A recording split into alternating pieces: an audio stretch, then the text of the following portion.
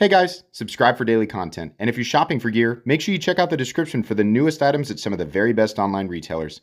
There's also links for some of the items that I personally recommend. Thanks! What's going on YouTube? Metal Complex here, and today I've got a really interesting unboxing video to share with you guys. Just an unboxing, not a review. A friend of the channel has shipped me, I realized this box, what it actually contains, has shipped me an enormous number of his own personal knives, which will go back. I've already got some of them here, but this next box that came in, I'm going to have to do in multiple parts because of how many there actually are. These are Poikilo, I believe, or sister company branded knives.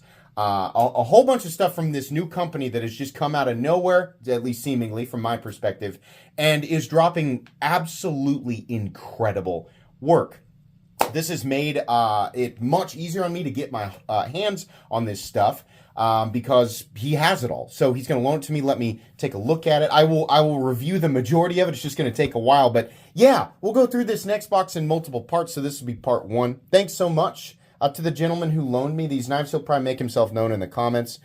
Thanks to my patrons for supporting me. I will offer up any links that I can in the description. Thank you for labeling these. I'll make sure they all go in the same box. So this first one here is called the Komodo, and it's a Midtech. If you don't know what a Midtech is, it means it has handmade elements, halfway production, halfway, custom with the hand elements. And right, there's varying levels of handwork that can go into that. Typically, a Midtech will be noticeably superior in terms of build quality versus a standard production knife. So the Komodo Midtech. Let's take a look. Good Lord. It is gorgeous. Look at this.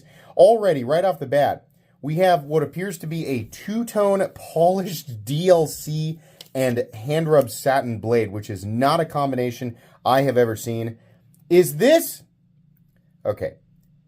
This is almost certainly like a matte zircotai or black Damascus. But here's an interesting thing here. I believe this is perfectly layered titanium Damascus. Usually we see them pattern welded in bizarre, swirly, sort of surface of Jupiter kind of looks. I think that this is like chunk layered. It's like stacked. Titanium, another grade of titanium, another grade of titanium, then zirconium. I think that's what that is. Let's open up the blade. Good Lord. Are you kidding me? Are you kidding me with this? This is insane. Yeah, wow. Absolutely. Exactly what I expected from Poikilo, if I'm pronouncing your name correctly. Unreal. Build quality off the charts. M398 as well. Good Lord. If you're wondering, sorry, I'm trying to find the right angle there. If you're wondering, like, how does it feel compared to a Wee knife or a Reich knife? Superior. I love Wee knives. I think Reich is incredible. The machining capabilities are incredible. Same with Maxace, Ria. This is insane. The fact that we have, it's not only a DLC mirror finish on M398, they've two-toned it. I mean, a lot of people are going to be like, well, functionally, that's inferior. Yeah, okay, but, I mean, look what they're trying to do here. They have two-toned this, so the DLC the mirrored DLC abruptly ends for the flat, which is not coated. That's insane. It's insane. Oh boy. Okay, so we got these two here. They're both the same. These are called the Gecko. So we'll open them both. Okay. Straightforward. Something that I've noticed about this company is they definitely make knives in various tiers. But usually companies like what's a good example? Okay, let's use Wii for example. No, not Wii. Yeah, let's use Wii. They have an ultra budget line, and then they have another budget line that sometimes like dips into like mid-range, and then they have the premium stuff. And every now and then they got a few things in between. It's pretty much that specifically. This company seems to have many, many more definitive tiers. They make nice production knives, which I believe this is absolutely that. And it is a really nice knife. This feels a lot more similar to like something that I might expect from Reich or We. Like this definitely feels like a production knife. But it's really, really nice. And I'm going to guess, oh no, that's also M398. It's got a nice pivot though. A bunch of little touches. Polished titanium clip space for tritium. Got a nice two-tone backspacer with the bevels anodized. That's nice. Like it's higher effort stuff. Still, you know, fairly basic. This is the same exact thing. Maybe, is it a different finish? Oh, it's a different handle pattern. So that it has the holes there. Pretty cool. Almost reminds me of something like Liang Ma would produce. Very easy to reverse flick. Can I do it left-handed? I absolutely can. Just enough room there. Those are nice too. Just kind of straightforward production knives with those. And then I'll just keep these notes together so that I can always label them correctly. And then finally, we have the Armadillo, which these are both Armadillos. I don't want these videos to run too long. So this is a little bit bigger. Again, really cool pivot. I wonder if that's like a standard pivot that they use, like the pivot head here. The other side is Torx. We have a nice high polished pivot collar. Just the action. Oh my gosh, this is wild.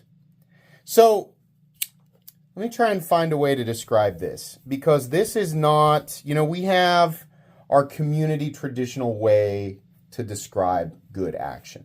Fall shut, glassy, hydraulic, right? Depending on who's saying it and what you've experienced, those words can mean different things. I'm going to try and describe this in a way that is universally understood.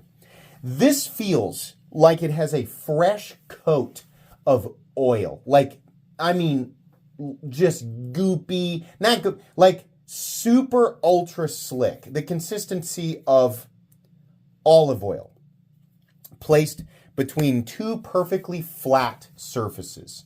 Glass, if you will, right? So imagine a blade and then oil and then a piece of glass. And on the other side, blade, oil, piece of glass. And imagine that those surfaces are rotating against each other. It is not only impressive, it is a very pleasant thing to experience. This is, and I have used that term oiled glass before, but never has it been so specifically that. This is ridiculous.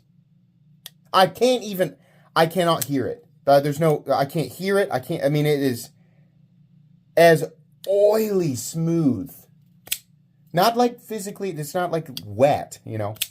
But man, the detent's so good. You also use an M398? Yeah, look at that blade finish.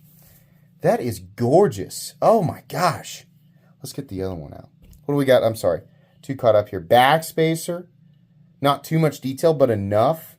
Simple, yet there's a lot of complexity. You get up and look at that. You get up and look close.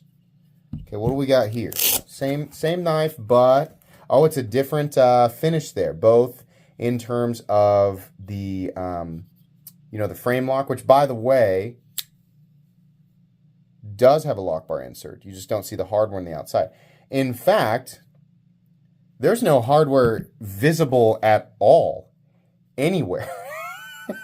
The only knife that has any visible hardware is the first one, the Midtech. What the heck? Hold on.